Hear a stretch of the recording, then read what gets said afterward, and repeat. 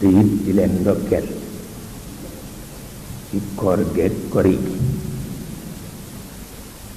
di leen balu ak bal na leen ak a mel ni koor nag Sëñ Babacar nee na ku la ni ñeme naa ko ne ko rek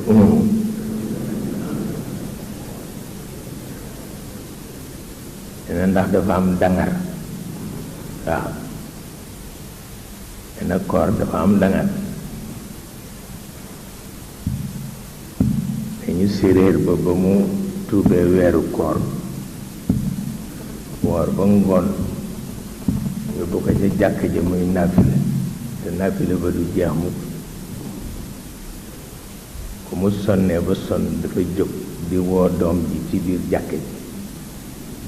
ba soo demee nga wax sa yaay ni ko fii la ñuy jóge dem aljanna waaw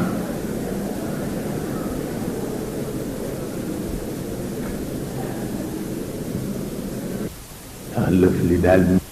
lool bu ma wax dëgg yàlla wante rek mu mel na am na yu ñu leen junjoon jaami jaambur lañu àdduna bi àdduna jaambur la bés yi bésam la bu ñu nee l'an 2000 daf lay reeloo bu ñu nee 3e millénaire daf lay reeloo ndax concerné wuñu waaw daf lay reeloo concerné wuñu mukk waaw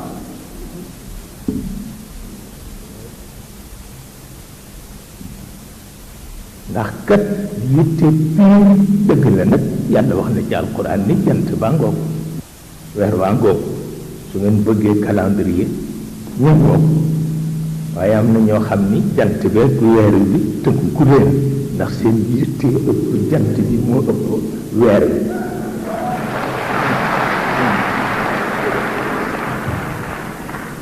waaw moo nekk la burdatul madih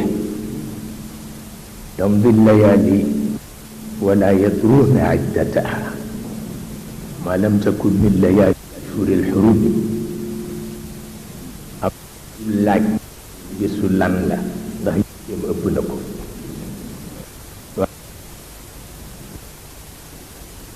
mu mel na mag ñi am na ci ñoo xam ni fii ci Sénégal li leen yàlla defal ku ko xam te tënku ca sa jaaxle de waaw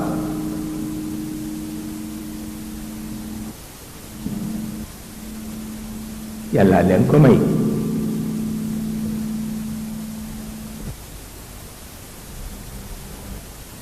xam naa nag jëggaan du ñàkk waaye boo indee doo am lu gën li ñu am kooku mënul nekk jëggaan nag du ñàkk waaye diine bu ne dana am crise civilisation bu ne dana am crise culture bu nekk dana am crise